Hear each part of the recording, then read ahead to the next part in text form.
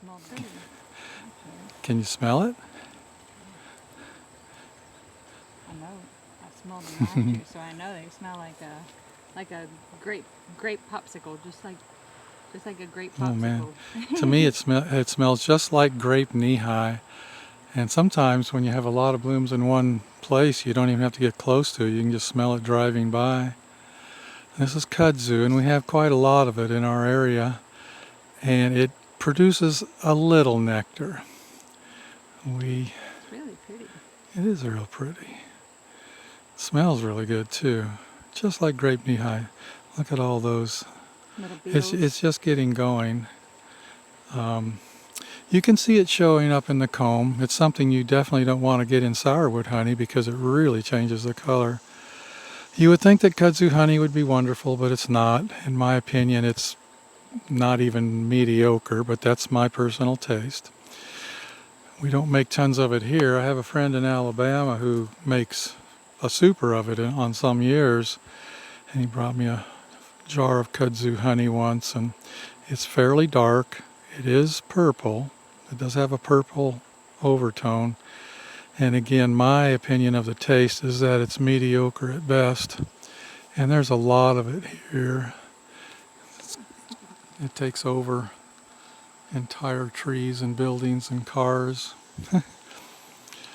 I recently heard a Jeff Foxworthy joke. He said, if you mow your lawn and you find a car, you could be a redneck.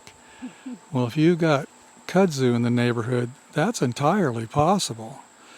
I mean, you really can just lose a car or even a small building in this kudzu. It's trying to take over the Timpson yard, B yard right now. Yeah, we got one yard that's hard to keep it out of. It's an organic farm, so we can't spray Roundup or anything. And we're going to talk to the lady and see if we can spray vinegar or something, because it's just impossible to keep out of that bee yard. A long time ago, I had a bee yard where I came back the following day and looked at a stem of kudzu, and I could swear, I thought to myself, that wasn't there yesterday. So I took a little stick and I stuck it in the ground at the end of the stem, and I came back the next day and it had grown 2 feet in one day. It's incredible. So with somebody's good idea that went bad, they brought it over here somewhere in Asia, I think, Japan or China, as soil erosion. And it definitely works for soil erosion. It works for everything else too. It'll cover you up. When I find a sprig of this on my property, I get rid of it in a heartbeat. We're very aggressive about keeping kudzu off of our property, because if it gets a foothold, you've got a problem. Okay.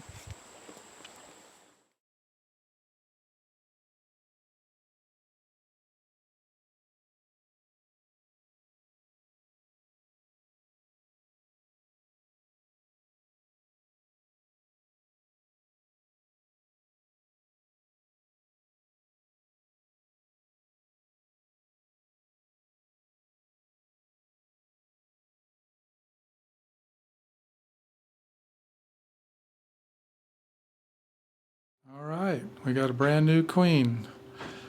This observation hive swarmed about 3.5 weeks ago.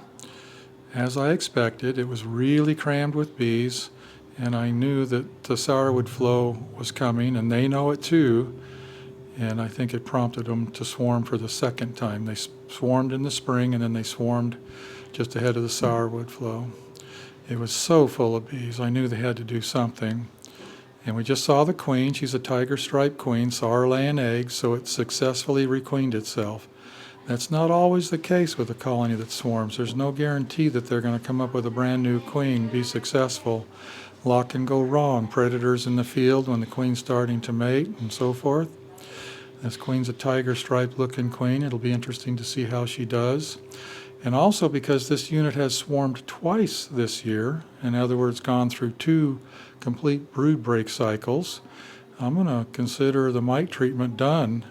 It might not have cleared out all the mites, but it will have, got rid of quite a few of them. A brood break is part of an IPM treatment, really, when it comes to mite treatments. And I think we're going to just call it good, and hopefully they overwinter nicely. And of course, we'll give them the oxalic vaporization in midwinter when they go completely broodless. And we've been really lucky with this unit. We have always been successful with the queen getting mated and coming back and starting again. The only time we've really had to replace the bees in this thing was just once or twice when the nuke that's in there didn't make it through winter. As far as queens go, we've always been successful, been lucky. Knock on wood. I hope I didn't jinx it. So at first I didn't know what was going on here. I've got a number of western red cedars planted on my property, and maybe a couple dozen total. And these are the youngest ones. I have some down my driveway that are probably 25 years old, maybe a little older actually. These are growing well here. They're only maybe 5 years old from well, how did you start these, Jack? You didn't graft them, you just... Well, I started several from rooted cuttings, but are these western cedars or are they green giants? Well, I got them from you. I just assumed they were western. Okay, they're western cedars if you got them from me. Yeah. So it's Thuja plicata. Yeah. They grow very well in the east. Well, you know, when I saw all this mess the first time, I thought Nathan had backed into one of them with a bobcat. And he said, no, he'd never been close to it. And after it happened several more times, you were over here and we were looking at it and you gave me an explanation. Can you give me that explanation again? Sure, this is bear damage. This tree has had lower branches ripped off and this branch is dead. A couple of branches are dead. And then, again, here's a dead branch. But here we see the top bitten out of this. So prior to biting the top off, the bear's teeth strip the bark off. In fact, this indented area is a tooth mark from a bear. These cedars have fragrant oils in them, and the bears apparently like that. So they tend to either strip the bark or bite into them. Of course, the bite force is quite strong, so these small trees don't stand a chance. Well, this one's been hit 3 times. We cleaned it up and cut off all the damage and came back and did it again. Also, the one down below here has broken branches and is leaning. Again, the bear just didn't bite this one in two. But you can see where this branch has been bent back and this one is down and so forth. And there's a bite mark on the stem. So are they licking the oils? What are they? I don't know. They don't seem to eat the bark, but here you can see, like on my finger, this is the oil. Bring it in the shade so we have less contrast. Interesting. Oh, that's a lot of oil. Okay, I didn't know that. It's a resin that's oozing out of the wound. I knew they had it, but that's just from that little spot. That's and a lot. There's more. And here it is. The bark is wet. So this is quite fragrant, and I think the bear likes that odor. It's not just with western cedars. This also happens with some of our native pine trees. And on this particular hillside, we have 4 species of pines. They're white pines, Virginia pines, shortleaf pines, and pitch pines. And from place to place, usually on pine trees that are 4 to 6 inches in diameter, the bears will stand up and bite as high as they can, usually ripping out a chunk of the bark, usually leaving teeth marks. And then later I will come along and find the chunk of bark missing and the resin oozing out. You told me you had a white pine on your property that's damaged right now. Oh yes. In fact, I have all 4 species that are damaged. So the bears are actually targeting 5 species on this property. I'm getting tired of it. I mean, I don't like killing things, but I think somebody's going to take this. Well, first of all, it's not one bear.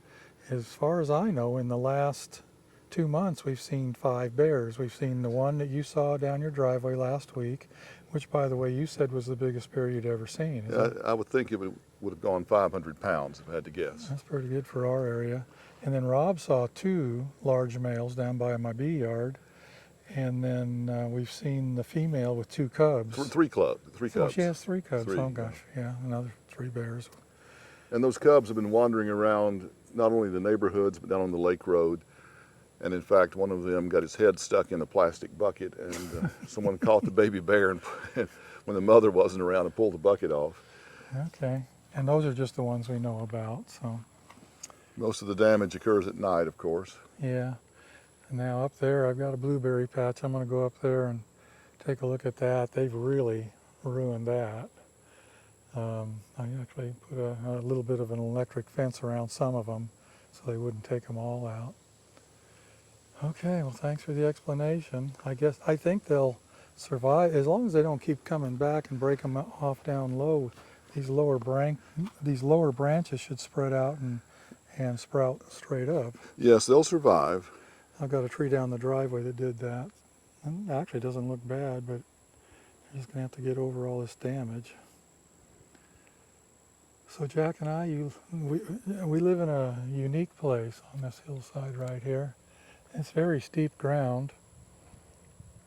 And we got a lot of sourwoods around here. You know, I've been looking all over this season, looking for the sourwoods, and I think we've got as many sourwoods here as any place in Raven County, honestly. Bob, here's an interesting thing. This is a sourwood tree that has a lean. Oftentimes sourwoods will lean on a cord, and that's because the root system can be somewhat shallow that allows them to do this. But this in no way really damages the tree, because if necessary it'll put up sprouts from the base and regenerate that way. This sourwood tree is probably 6 inches in diameter, and for this area most are a lot larger than this. I've got several on the edge down there. Jack and I have been working on this slope down here. We planted all kinds of weird things. I call them weird, they're normal to you. We put some Vitex down there, but we've also, tell me, I don't even remember half the stuff we planted. What do we got down there? Well, the largest tree, which has a white underside to the leaf, is big leaf magnolia, Magnolia macrophylla. We have bottlebrush buckeye, red buckeye. There is Chionanthus, which is fringe tree. There's Stewartia pseudocamellia, which the bees will work for pollen. There are oriental dogwoods and quite a number of other things. There's also some native crabapple, which is in the rose family. The bees work that. And let's see, what else would there be? There's Torreya taxifolia growing down there. There's just odds and ends mixed in the mix. I just told Jack I'm trying to create an attractive property here, but not create a whole lot of maintenance work. And I think it's going to turn out that way in the end. Got these terraces, had to terrace the property to have any kind of yard at all. I'm on a very steep slope. And we're also planting normal ornamental things, crepe myrtles. Got several crepe myrtles on the property, some red maples and things like that are all growing up. Bob, you might point out this native crabapple, which for the species is quite large. It is, you told me that. We thought we might screw it up by terracing. You know, we had to cut some of the roots to do that, but it seems to have survived. And Suzette thought she might like to have it cut down, but when she saw it flowering this spring, she said, oh no, let's leave that in place. One of the things that Bob has going on is a bare concrete wall, which is in the process of being covered by a trumpet creeper, which has, in this case, selections for orange and red trumpets. They're just getting started going up the wall, but very rapidly should cover the wall. Once you have this plant, you never get rid of it. It's here to stay. That's okay. We need something on this wall. It's a great plant for hummingbirds. Yeah, it had a few of these stalks or sprouts had some flowers this spring. It was actually very lovely. I can see how this is going to look eventually. We left these metal brackets that were in the cement forms in place so plants would have something to grow on. They're kind of ugly right now, but I think once it's covered up with the vine, I think it'll be perfect. This was an expensive wall. This was a $40,000 wall right here just to help me create some yard, both below and above. Everything we've done here is taken an excavator or a bulldozer. But it's a nice, you know, your property, we can't really see it. Jack's house is right down there through the woods, but his property is terraced also. I think we figured out that they did that in 1939. With a mule, probably. With a mule and a plow, yeah, crazy. Yeah, here's a honey plant that has sprouted up. This is black locust. I think you cut these last winter because they were getting tall. Yep, cut this whole bank down and to now the the ground. sprouts are 8 to 10 feet tall. 8, Yeah. 9 feet tall. Of course, they flower in clusters, and the bees work them readily. Yeah. What do we got here? Well, this pokeweed, a good plant for native birds. Birds love that. And then above it, you see a giant sourwood that has seeds developing. Yeah. The structures look white, but those are not flowers. Those are developing seeds. Yeah, it fools people. They think it's still blooming. It's just the flower structure actually turns up rather than hanging down, turns into the seed pod. I'm looking at the base of this sourwood, and I would say it's probably 9 to 10 inches in diameter. It does have a fork part way up, but that's probably about a 10-inch tree at breast height. Been around a while. Yep. And then the tree just to the left of it is red maple, which is one of our early honey plants. And the tree to the left of that is black gum, Nyssa, which is a honey plant as well. It has flowers that are shallow. Yeah, black gum honey is really good, and it doesn't crystallize. It's in the Tupelo family, or they're in the same family. And in the foreground, you see the very large leaves with lobes of tulip poplar, which is an excellent honey plant in the spring and can produce large honey flows. Mm-hmm. So these native honey plants are just here, basically everywhere you look. I often state that we have as much potential as any place in the country for honey. It's just sometimes the weather gets in the way. Yep. All right. Well, thanks, Jack. You're welcome. We have some persimmons this year.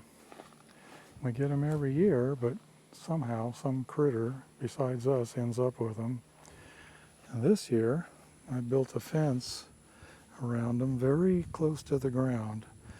We'll see if that keeps the possums and the raccoons out. I think it might be the raccoons that are the worst culprit. And of course, bears can break that tree down to the ground. We got a lot of persimmons this year. What's really got tore up here this year is these blueberry bushes. I don't think the bear's been after them for a week or two, but for a while there, every time I walked out here, he tore another one down to the ground. Yeah. That was 2 years ago they really came through here. Suzette said it today. We need an electric fence around our entire property, which of course is impossible.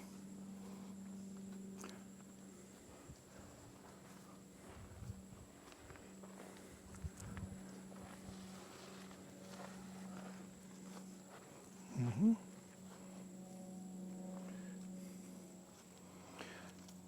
After the blueberry, is it okay to prune these in summer? Will that hurt them? I'd wait till they're dormant. Wait till later. And then, now this is interesting. In years past, a lot of the blueberries disappeared to birds. This year, not so much. I'm not sure what that means. Maybe with all the rain, there's a lot of food out there in the form of seeds and things for the birds, but they've not been getting on these blueberries hardly at all. That tree's kind of shaded. There's a lot of contrast for the camera to pick up properly, but go ahead, talk about that. Okay, this large tree, the top of it's catching the sun, the rest of it's in shadow, is a black gum, and Bob left that when he created the terraces to make his yard. It's necessary to terrace here because otherwise the slope is so steep you can't walk on it handily. So the black gum, does flower profusely, and I'm sure the bees work it. But looking downslope, you can see basically an open area, and beyond that, a distant ridge, and at the bottom of the ridge, some houses. 2 or 3 roofs can be seen, which is on the other side of Lake Raven. So this property has a winter view of the lake. All of the woods are native species, and I would say that more than half of them can be used by the bees. Yeah. I see several sourwoods right from here. Yes, I see one down slope. Two big ones. There was a time when I didn't think the bees work crepe myrtles, but they do work certain colors, oddly enough. It seems to be color dependent. I'm not quite crystal clear on which colors are the best, but they do work, some of them. I didn't think they worked magnolias until I saw them collecting pollen. Magnolias produce a great deal of pollen, and with large flowers, the honeybees can get covered in pollen. Well, Is that tree native to this area? Yes, it's native to Georgia, native to several southern states. It happens not to be native to this county, but it's native very close by, just to the west of us. There are many hundreds, thousands of them. They tend to grow rapidly, flower when they're about 12 to 15 feet tall, and the flowers are the size of a dinner plate. This is one of the smarter things we've done, making this screened porch. Sit out here in the evening without getting tore up by mosquitoes.